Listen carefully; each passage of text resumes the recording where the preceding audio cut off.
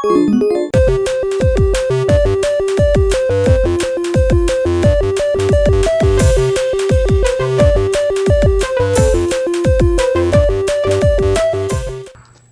guys, welcome back to another episode of Kapows Arcade Adventures.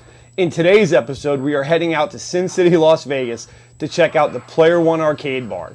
Now, Player One is not located right on the Vegas Strip. It's actually a couple of miles off the Strip. It has been open since about 2019 timeframe, and it is the brainchild of Jeff Benoit and his partner, Rhett Bennett. Now, Jeff and Rhett originally created a location in Orlando, Florida, where the two of them originate from. Now, Jeff, he worked in the movie industry for about 20 years. He's got a background in animation, and he started collecting arcade games for about 5 years before he decided to try his hand at opening his own arcade bar. Now, the Orlando location did pretty well for them. On a scouting, kind of a fact-finding trip out to Vegas, Jeff came out here, started looking around, and decided that he really liked what he saw and felt that there was a market space for him to create Player One. Now, there used to be another arcade, kind of classic arcade style bar called Insert Coins that was down around Fremont Street.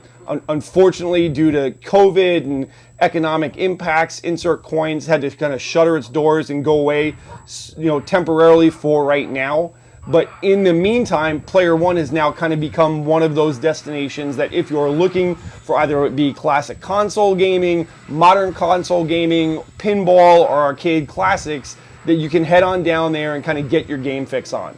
Now, the location is not for kids. It is a 21 and older spot that you have to kind of, because of the rules in and around Las Vegas governing the sale and distribution of alcohol, and because it is an actual bar, it is not some place that you'd want to try to take your kids if you're looking for a location while you're on vacation out in Las Vegas to actually go and either play classic consoles or arcade or pinball machines. Now, while I was out there, I had a chance to spend some time with a really good friend of mine, Rob Harker, as well as my buddy Troy, Gibby Gibbs, that you've seen in some other videos when I've gone out and done these types of arcade tours. While we were in Vegas, we also checked out the Pinball Hall of Fame, which is actually down on the Vegas Strip right outside of the airport when you leave. That was also a lot of fun, but in this video, I'm really going to kind of focus just on our experience at Player One. Now, Player One has got about 75 games on the floor at any kind of given time. In speaking with Jeff, his goal is obviously, like with any operator, to keep as many of the games up as possible, but with some of these machines that are 30 and 40 years old, especially those of you that are collectors, you guys kind of know the deal. It's not always possible when something goes down. Now, when we were there were a couple of titles that were not operating on the floor, but Jeff does his best to keep kind of everything up and running. If you are in the area and you are looking to get your game fix on, this is a great place to go. They have a really cool mixture of decor. The employees actually dress up every night in different cosplay costumes. In talking to Jeff, the idea was that he wanted to create kind of a mini con environment for customers when they come into his location. One of the things that you're first greeted when you come through the doors at Player One is in the lobby area where they have all kinds of different classic and retro items for sale, whether they be original bar top games, cosplay paraphernalia, helmets, weapons that you can buy, kind of a little bit of everything when you first come in. So if you think of it in the context of a con, you've kind of got like your vendor area when you first came in, you have your cosplayers that are in different costumes, and then you head out onto the floor to actually play games as well as have food. Now, he does a really good job in this. From as far as other arcades that I have toured in the past, one of the things that really stood out for Player One for me was the decor that they've designed. They had some really unique presentations of art as it applies to classic gaming spread throughout the entire location. And it really kind of added that extra bit to bring them, even though they don't have a massive amount of games on site, the mixture of classic consoles, actual games, cosplayers, as well as the art and decor, really, as far as I was concerned, kind of had the complete package for Player One. They have over 50 different beers on tap, which was fantastic. Some of them are themed off of gaming or classic 80s stuff. One of my personal favorites that I had when I was there was the Captain Crunch beer. That was excellent. It was like drinking a glass full of Captain Crunch, if you will. They also have over 100 different bottled beers on site, as well as classic bar food like hot dogs, nachos, pizza, and these giant delicious Bavarian pretzels. So if you have the time and you want to head on down while you're out in Vegas and not throw your money away at gambling, why not throw some of your money into pinball machines as well as other types of games that you can play while you're there on site. So before we get into the video, I want to just have one final disclaimer. You guys can see I'm wearing a Rode mic. This was a recent thing that I was able to pick up from my really good buddy Delusional over on Delusional's Arcade. I've been trying to increase both the quality of the videos that I'm putting out as well as the audio that kind of goes along with it. So this video is my first attempt at using the Rode mic. It did not go as well as I had planned. It is still a learning process. So I'm going to apologize up front. Some of the audio that you're going to hear, especially when we're walking around in the arcade, is going to get muffled because the mic actually got buried underneath my shirt. Lesson learned for next time. So please kind of bear with me as the video goes on. I really hope that you enjoy what you're about to see in this video. I had a great time going out to Player One. If you were there, I cannot recommend it enough. So sit back and let's go ahead and show you guys what they have to offer.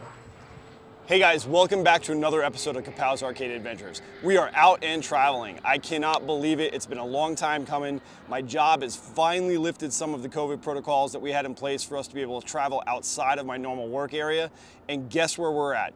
We are actually out here in Sin City, Las Vegas, Nevada, a few miles away from Las Vegas Strip, and tonight we're going to give you guys a tour of the Player One video game bar. Now, I was here the other night with my really good friend Troy, Gibby, Gibbs, and Rob Harker, who is a local out here in the Las Vegas area, fellow collector. We first went out and we checked out the Pinball Hall of Fame, and then immediately after that, we came on over here to Player One to check out what they had going on. I had such a good time, and I haven't done one of the arcade tour videos in a while, that I decided I wanted to go ahead and bring you guys on inside and show you what they have to offer. So let's go ahead and check out the arcade. So when you first come into the lobby of Player One, the first thing you're going to see is a couple of display cases that they have in here with all types of classic 80s paraphernalia. A lot of the tabletop games, Donkey Kong, Pac-Man, Zaxxon, as well as a couple of the classic computers that you see over here. And one of the unique things about this arcade, and I've seen this type of a display done in several arcades before, is everything that you see in here is actually for sale. Player One's got prices on different items, whether it's paraphernalia for their location specifically, or any of the classic stuff that you wind up seeing in here. Additionally, they have all kinds of other art located throughout the welcome area when you come in. You've got the helmets over here, some cosplay stuff if you want to buy it to use. One of the other unique things that you'll see as we go inside is all of the employees each night that they come in wear some type of a cosplay costume. And again, kind of unique to this location. When I went to Arcade Monsters down in Florida, their staff also do some dress-up stuff, but not as far as character-specific stuff that you wind up seeing here at Player One. They do have other art that you see as you come into the location. There's Blanca over there on the wall. And then you're greeted as soon as you come in with some pretty cool games. Now, one of the things that we thought when we were here the other night is that they've got a lot of really good space, some pretty cool titles. There are a few games that are down. Like one of the first things that you see when you come in is this Sky Shark that's not working. More art up here on the wall. And then, as you kind of work your way through the room and they got some stuff laid out, we felt that we saw some titles here that you don't always see on location. They've got a nice Satan's Hollow that's working over here, Afterburner, Maximum Force, Virtua Cop, Stun Runner, Sit Down, and then you get into their actual pinball section area. Now, the pinballs are pay to play. The arcade entrance fee, they do a couple of different options. So if you're military, it's $4 for all you can play, for as long as you want to stay here. For a non-military, it's $8 per person for when you go ahead and come on in. And then if you're gonna plan on playing any of the pinballs do take quarters. They have a change machine right over here that you wind up picking up your change out of, and then you can play for each of the game's respective values with however they're set up to play. They also do offer pinball tournaments here. So if you're in the area, you're visiting, it happens to be one of the tournament nights that you want to go ahead and come on in. Tournaments start at 7 p.m. on the days of their tournaments. And they've got a really nice collection of pins in here. You know, they've got Bonsai Run, you got No Good Gophers, NASCAR. The other night when we came in, this was the first time I played NASCAR, and I love the fact that the ball circles around the playfield multiple times. Kind of funny, when we were playing it, something happened to where it didn't stop. We actually walked away and the score kept going up and up and up as the ball kept circling the track. Star Wars Episode 1 on this end over here, and then on the opposing end, they've got Revenge from Mars. So you get both styles of the same game cabinet. I have to admit, we played this the other night. I know there's kind of a love-hate relationship with this one. You guys know I'm a huge Star Wars nerd. I had never really spent much time playing this before, and both Troy and I kind of walked away from it with a little bit of a greater appreciation for this particular title. Next to that, you've got Deadpool, Hot Wheels, and Godzilla on this wall. And then on the opposing wall, you've got 2 Jersey Jack pins. You have Dialed In, which I had never played before the other night, and I gotta say, I absolutely fell in love with this game. I would love to add this particular title to my home arcade. And then next to that, you've got Willy Wonka. So not an enormous amount of pins, but some really, really good titles if you're wanting to get your pinball fix on while you're here at Player One. And they also do have a Space Invaders, which is unfortunately down, and then a Little Pro, which really is not a pinball per se. You know, it's more of like one of the skill shot games that you can go ahead and play as well. As you kind of come back this way, you've got Popeye, APB, with the marquee out. The screen needs some work. Atari's Tournament Cyberball, great, great game. Troy actually happens to have this in his collection at home. I love playing this. In addition to the tournament version, they've got regular Cyberball right next to it. So, you know, essentially 4 different ones you can play right there with your friends. I had never seen Space Lords before. You know, this is an Atari title. I really don't know anything about it. Unfortunately, it is down. I love the design of the cab and the control panels and the game scheme layout. It is definitely something I'm going to look to try to play, especially if I come back. Marvel Superheroes, Primal Rage, Assault. I love this game. I played this the other night. Matter of fact, we thought I broke this game the other night when I was playing on it. I'm definitely going to come back and play a little bit later on. You know, this is one of those kind of unique Atari cabinets. Similar design style as Tubin. It's very, very narrow. And if you're limited on space in your arcade, this is kind of a neat one to have. I'm a gigantic fan of Battlezone. I have a Battlezone in my personal collection at home. You know, and in keeping with this theme of tanks, you know, you've got Assault, Battlezone, and Vindicators. I really, really like Assault. It's almost like a ground-based shmup as far as how the vehicle moves on the screen and what you get to do to it. Really unique kind of control layout as well. I'm definitely going to be coming back to play this again later. Vanguard over here with Dragon's Lair 2 on one side of it and Mario Brothers on the opposing side. We have a Tron that is down, unfortunately, or as is commonly the case. Above it, they have some really cool art with the recognizers kind of coming down for a landing with a Tron neon sign on the wall. You've got Williams Joust right next to it. POW, Prisoners of War, a 2004 Golden Tee and X-Men. And we were really blown away by this the other night. They have this really cool Reactive Journey sign that's up on the wall. It's enormous, actually. The scale of the video I'm shooting for you guys right now really doesn't do it justice. I would have to say it's probably 4 feet high by like 3 feet wide. As you come down this way, you've got Gorf, Tutankhamun, Pengo, Dynamite Cop, Gauntlet, personal favorite. More kind of art and weapons hanging from the ceiling in their VIP area back there. A Marvel vs. Capcom 2. Now, like I said, guys, if it were me, I would have placed their Battlezone right over there next to Assault, you know, having both games together. Miss Pac-Man, Tubin, Pac-Land. This has become a kind of a fan favorite amongst the roundtable crowd. You know, if you've seen us play this at the tournaments that we do at our summer camp videos that Dell has posted on Delusional's Arcade, we've really kind of grown to like Pac-Land quite a bit. You got the 20-year reunion cab with Miss Pac and Gallagher in it.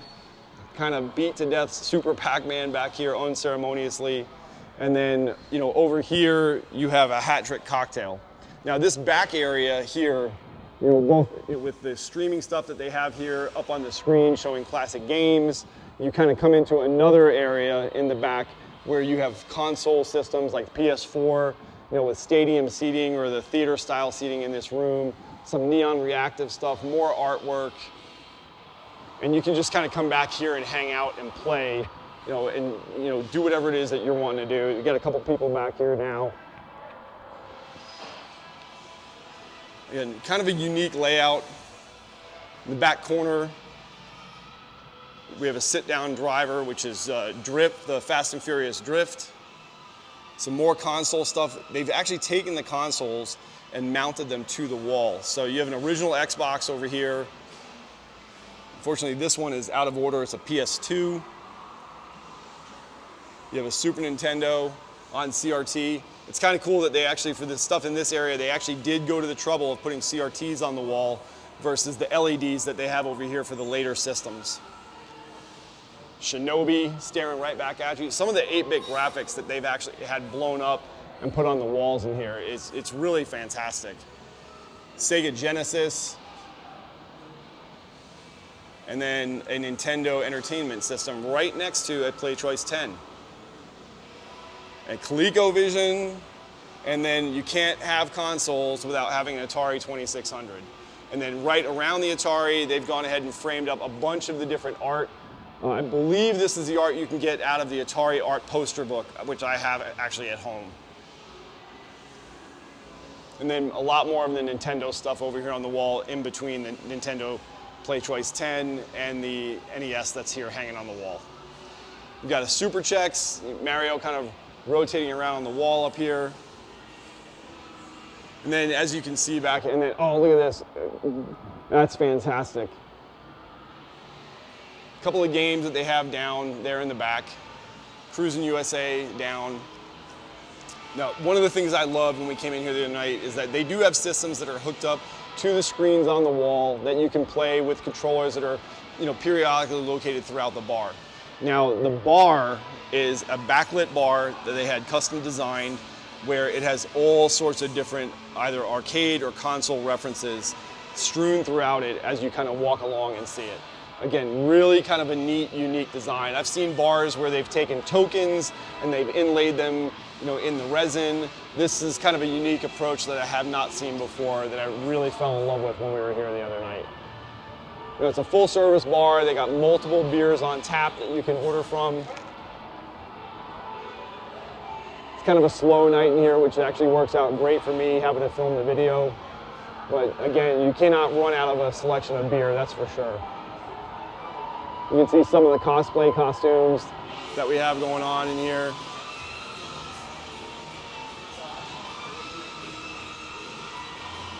Let's go ahead and give you guys the tour of this side of the arcade. So over here, again, we have 720, one of the games that they do not have that's currently working. You know, we had left off, we showed you one side of the Dragon's Lair 2 cabinet. We've got Jungle King. So they've kind of clustered the games together here with really no rhyme or reason. It's not by manufacturer, it's not by game type. Indiana Jones and the Temple of Doom. It's kind of a neat mod. I don't know if that's a purposeful mod that they've done. It's something I have not seen before, but the marquee behind Indiana Jones is like pulsating as though it were fire in the Temple of Doom. That, I don't know if that's by accident and the ballast is going out, but as somebody with a System 1 cab that had the Indiana Jones kit, that's a pretty neat thing. They do have the custom side art on it.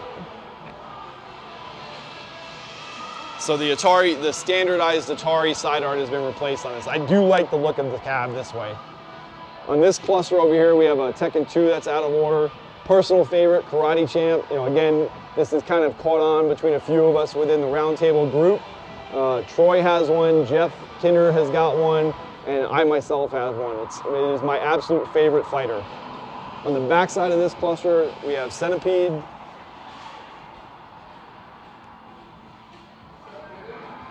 And then over on this side, we have a Pac-Man. Let's see, does it have the normal handwear? Not so much patina on this side.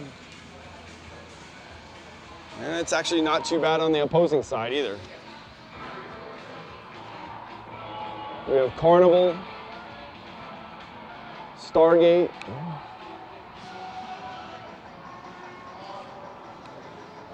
Caliber 50. Check that out. Again, the marquee is kind of flashing back and forth. You know, it's got the rotating joysticks on it. Zaxxon. I know people hate on Zaxxon. It is a personal favorite of mine.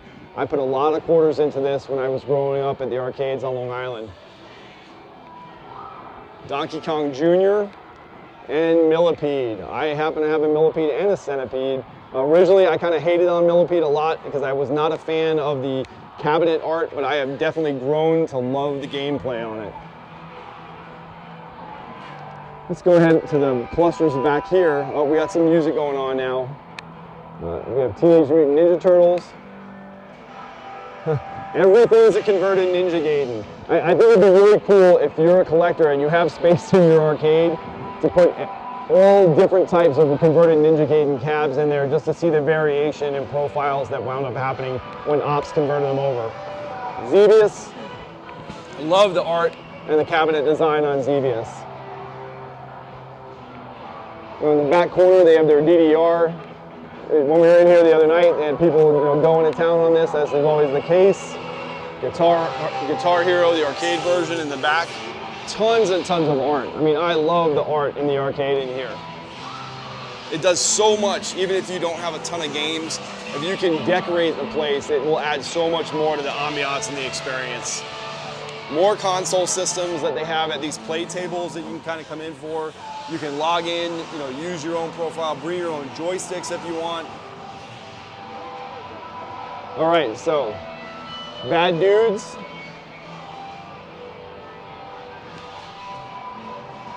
Blasteroids. Elevator action. I am in the process of restoring my elevator action in the hopes that at some point it will wind up back in the arcade. Commando, another Data East personal favorite. During our holiday hoedown this year at Jeff Kinder's for the Roundtable group, this was actually a tournament game that we played, and Delusional did spectacularly well, and we kept commenting on how much we loved the joystick, and then Jeff being Jeff decided, nope, I'm going to restore that joystick and take it out. So, bad Jeff. Breakout and Punch Out. We have another game that we have down over here. It is a 4-slot Neo Geo. We have an NBA Jam, which is flanked right over here by a Blitz. And then on the back side, like I think I said to you guys before, we have a Marvel Superheroes. So that is the entire number of games. Oh, I'm sorry, I forgot Track and Field. How can you forget Track and Field? And then on the back side of Track and Field, we have a Galaxian. Now, these are not, restored games. These are meant to be played, and they're doing what they're supposed to be doing. They're on location, out here for everybody to enjoy, to kind of experience, from either the nostalgia of the 80s, if you're a classic arcader that grew up in the 80s, or if you're getting involved in gaming and you want to, see what that scene is all about. This location at Player One offers a little bit of everything for everybody, whether it's classic consoles, current consoles, some more modern arcade games, pins, as well as the normal classics. If you come on down here, you're not going to be disappointed. So I hope you guys enjoyed the walkthrough video. If you are out here in Las Vegas and you don't want to throw your quarters into slot machines, I would highly suggest that you come on down here and throw some quarters into these pins and get your game on. So without much more, I hope you guys enjoyed the video, and I'm going to go ahead and start playing some games. See you guys next time. All right, guys. Well, I hope you guys enjoyed this video. If you did, please hit the like and subscribe button at the bottom, and then that way the next time I have a video come out, you'll be notified and you'll get to see whatever our next adventure is. I cannot thank my buddies Rob Harker and Troy Gibbs for making this such an awesome trip out to Vegas. This being one of the very first trips I've been able to go on through my job, now that we have kind of eased up our COVID protocols and our employees are out, kind of traveling again was fantastic to be able to share in this trip with these two guys that have become such a huge part of kind of my own individual arcade experience. As I said, we also got a chance to go check out the Pinball Hall of Fame while we were there. If you were into classic pinball as well as some of the more modern titles, this is also a destination you can go ahead and check out while you're in Vegas. They have an enormous amount of stuff on the floor. It is not done up the way that kind of the Player One experience was, but if you are looking for a large amount of pinballs to play, this is also something that you can do to add to your overall gaming experience while you're in the Vegas area. So with that said, thank you guys for tuning in, and I'll see you guys on the next adventure.